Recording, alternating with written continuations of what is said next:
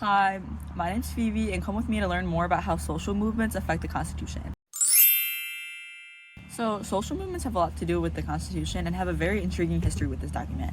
Social movements can be as powerful as they are fleeting, and no matter how popular a social movement is, it always tends to die at some point because our standards are constantly evolving. This is why it's important to apply a lasting document to a temporary problem and not the other way around. We didn't always know this, and some people have decided to try it the other way around. An example of this is the 18th and 21st Amendment. These are the amendments that created and got rid of prohibition. These in turn proved a very important point that social movements should not be used to dictate the immortality of such an important document such as the Constitution. Additionally, it is important to look at the Constitution in a worldly scope and how it has revolutionized countries all over the globe. While our Constitution has had many other influences, it has also been used to influence others. Plenty of countries have used our charter as a framework for their new governments. The Philippines and African countries post-World War II were inspired by our rights and decided to copy and paste a lot of them into their own constitutions. This influence has led to people all over the world having basic rights recognized for the first time by a piece of paper. We must continue to look to other groups of people who need help and to do what we can to preserve their lives. After all, this country was once a group of people being abused by a greater country. So if that's where we came from, we need to help other people who are there as well. And the end of the story isn't just helping other people, it's helping ourselves too. We have to keep on showing up for our own document, and we have the rights and the powers to continue to uphold it if our elected officials fail. I'm saying. That's all I have to say about social movements. If you want me to talk more about this subject, let me know.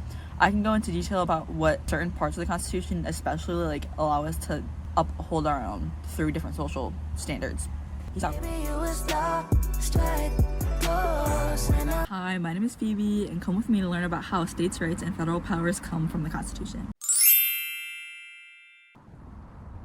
In the beginning of the nation, one of the biggest challenges was figuring out what rights belong to the states and then what rights belong to the federal government. I used to think this problem was solved a long time ago, but then upon further reflection and research, I realized that this discussion still continues today. Before the Constitution existed, the country was under the rule of a separate document, the Articles of Confederation. The Articles gave the federal government the right to give states instructions and orders, but it was deemed ineffective. Then the Constitution was created, and then its powers expanded.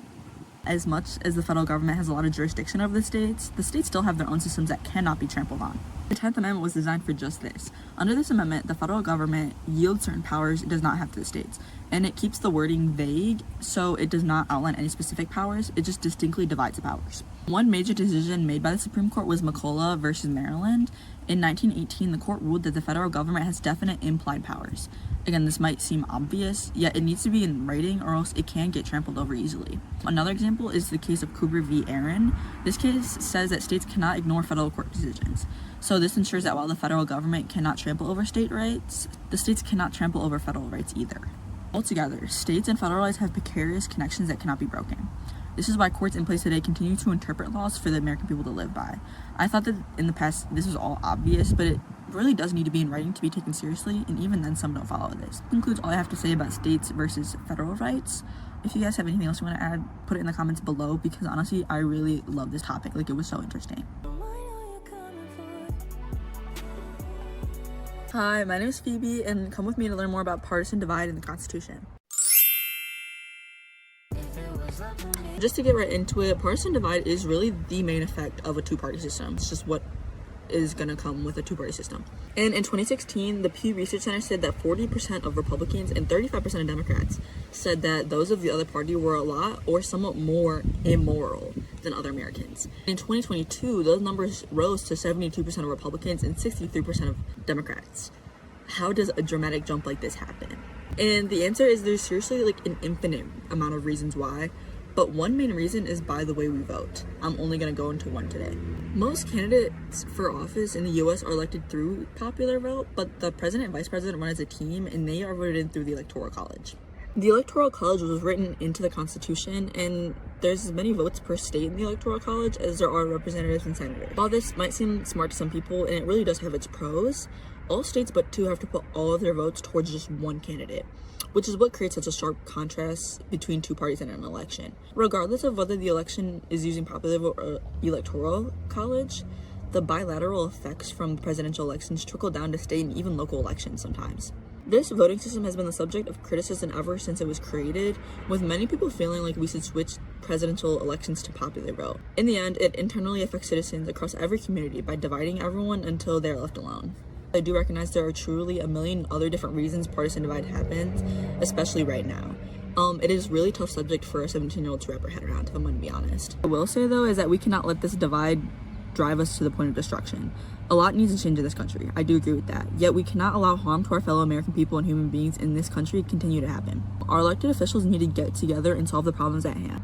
This wraps up all I have to say about partisan divide. If you guys want to talk more about like further theories in the comments, please do so, because I really also do love this subject. It's just like so intense right now. It's crazy. So peace out. Hi, my name is Phoebe, and come with me to learn about how trust in the government correlates with the Constitution.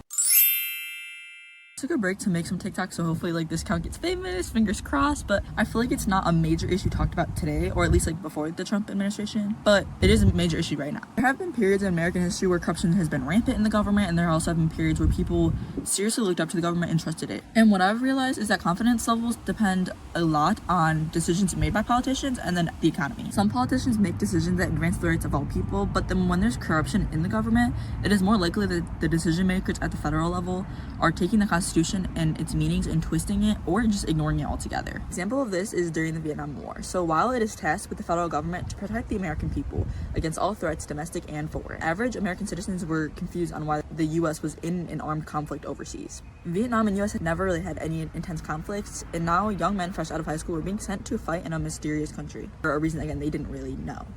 After the US lost and left Vietnam, people were mad at the government for spending so much time and resources on a lost effort, and people ended up losing trust in the government.